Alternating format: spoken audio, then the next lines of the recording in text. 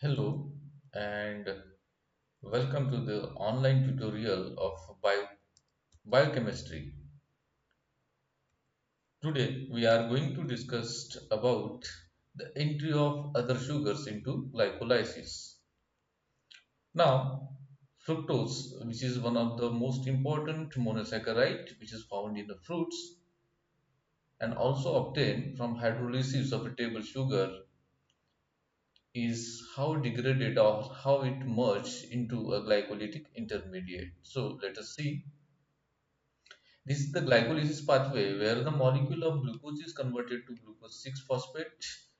Then it is converted to fructose 6-phosphate, fructose 1,6 biphosphate, and so forth up till the formation of pyruvate.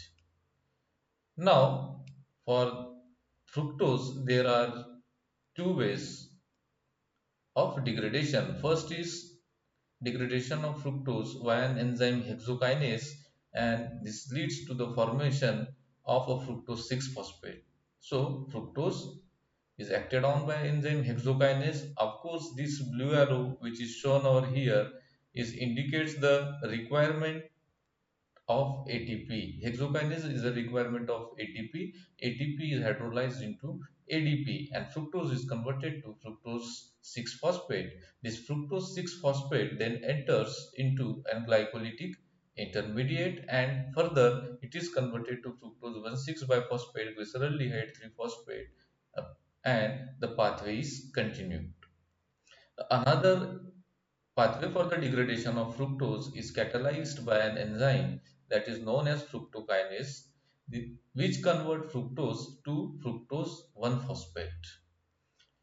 Here, the fructokinase is having a more specificity for the fructose as compared to the hexokinase. This arrow again indicates a requirement of ATP. So fructose has two pathways. One pathway is catalyzed by hexokinase, leading to the formation of fructose 6-phosphate and taking entry into a TCA. Another pathway is catalyzed by fructokinase where fructose is converted to fructose 1-phosphate and fructose 1-phosphate is then cleaved or acted on by enzyme aldolase B and it will degrade it into a dihydroxyacetone phosphate and glyceraldehyde. Now the glyceraldehyde so formed is again acted on by an enzyme triokinase. Again, there is a blue arrow which indicates the requirement of ATP, and this glyceraldehyde via triokinase converted to glyceraldehyde 3-phosphate. Glyceraldehyde 3-phosphate sulfam enters into a pathway of glycolysis. Now, another monosaccharide is mannose. Mannose has a very simple pathway of its degradation, and mannose is converted to mannose 6-phosphate by an hexokinase enzyme, and mannose 6-phosphate thus obtained is converted to a molecule of glucose 6-phosphate via the enzyme phosphomannose isomerase. Fructose 6-phosphate then continue its further degradation to fructose 6-phosphate, fructose 1,6 biphosphate and so on. Another important molecule is galactose. So galactose is basically obtained from a milk. Milk contains lactose which is chemically a disaccharide consisting of glucose and galactose. So galactose entry into a degradation pathway starts from a conversion of galactose to a molecule of galactose 1-phosphate. This reaction is catalyzed by an enzyme galactokinase. Now, the galactose 1-phosphate so formed is combined with molecule of UDP glucose. UDP stand for uridine diphosphate. So, a combination of galactose 1-phosphate with UDP glucose give rise to a transfer of UDP group from UDP glucose to UDP galactose, resulting into a formation of glucose 1-phosphate and UDP galactose. Now, this glucose 1-phosphate which is formed is take its entry into glycolytic intermediate that is glucose 6 phosphate. So glucose 1 phosphate which is formed is isomerized and converted to glucose 6 phosphate, and glucose 6 phosphate by taking its entry into a glycolytic intermediates further continues the pathway of glycolysis, whereas the UDP galactose which is formed, it has to be reconverted to UDP glucose for continuation of the reaction if the second molecule of galactose will come. So this conversion is brings about by an enzyme which is known as epimerase.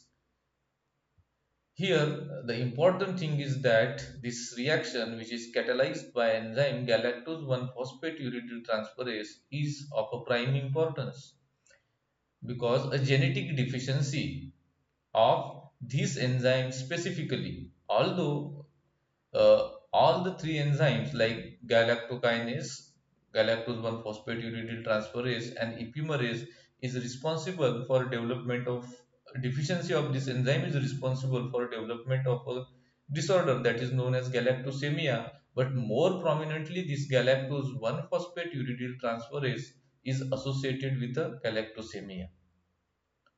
A deficiency of this enzyme, either genetical or by any mean, is results into an excess of galactose accumulation in the blood, and this excess galactose if accumulates in the blood, it starts to deposit into the retinal cells, and it leads to a conversion of this particular aldehyde group of galactose, particular aldehyde group of galactose into an alcoholic form by an enzyme aldose reductase.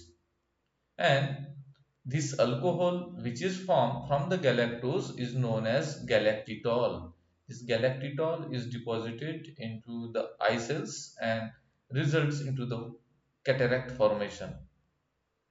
Moreover, the person who is suffering from the galactosemia is also shows the symptoms like disability in the speech and subjected to a mental retardation. This galactosemia can be prevented by taking a diet which is lacking a milk products and dairy products. So this is the condition that is known as galactosemia. So thank you very much for patiently understanding this lecture. Thanks a lot.